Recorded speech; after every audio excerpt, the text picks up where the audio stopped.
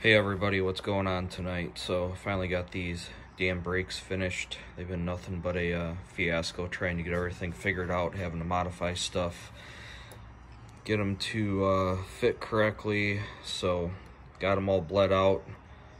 Had a zip tie on the brake lever overnight, got a really good lever from it.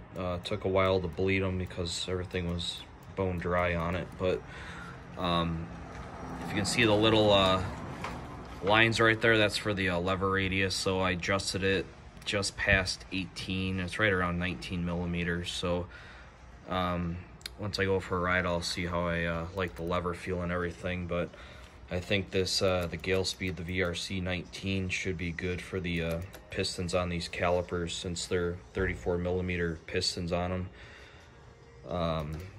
So I'll show you what I did to the calipers on these. So originally I got the 10 millimeter spacers for these and installed them the other night, and I was still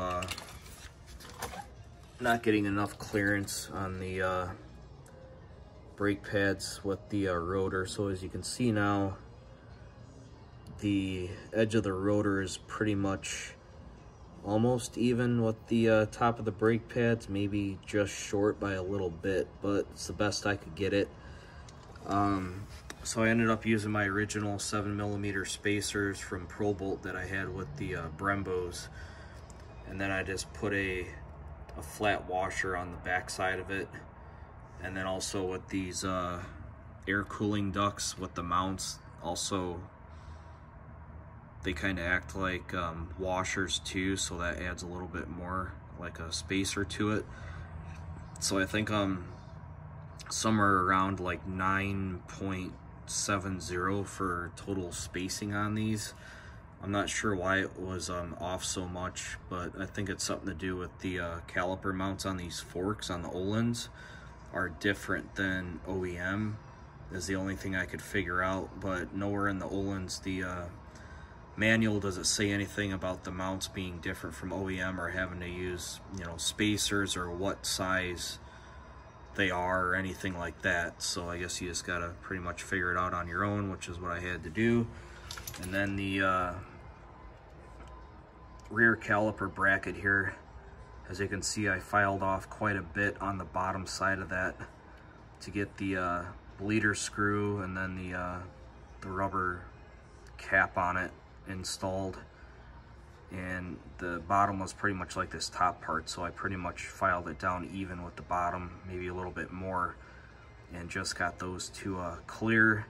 When I bled them out though, I had to loosen the screws on these brackets and kind of move it out of the way to get the bleeder on here to get the fluid out.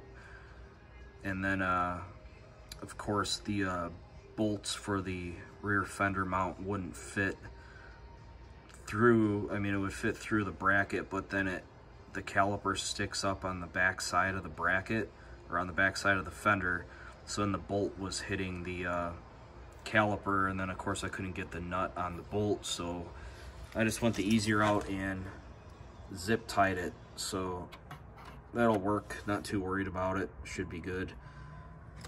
So yeah, these things are great. It's the quick disconnects on them are pretty easy to do, but these lines are pretty tight with it being up on the stand right now.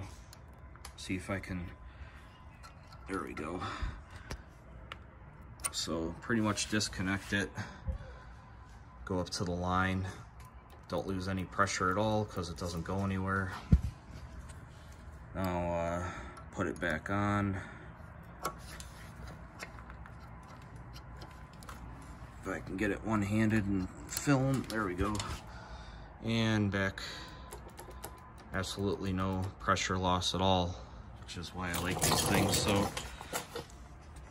what I did up here to try and keep them even for the most part, to try and keep the fluid even between the calipers, I just put one of those stick-on brackets on this side to try and hold that in place. But that side's up a little bit, but with it up on the stand, the line's too short to zip tie it to this bracket, because I set them up when I had it off the stand, so once I get it off the stand, then I'll have plenty of slack in them. So I think I'll just leave it on the right side, and then once I get it off the stand, I should be good on it. So man, these things look so good though. I love the color, makes it pop. It's I just don't understand why it was such a pain to get these things to work correctly. It says it was well, they're universal, but it says they're supposed to fit the R6. So finally got these things done. Fortunately, I can't go for a ride tonight. I have to work. I work third shift, so I have to work here in a few hours. So it's all done, good to go. Maybe another next week or something, I'll finally get it out for a ride and test everything out on it, get the brake pads bed in on it. My spark exhaust should be here by hopefully the end of December.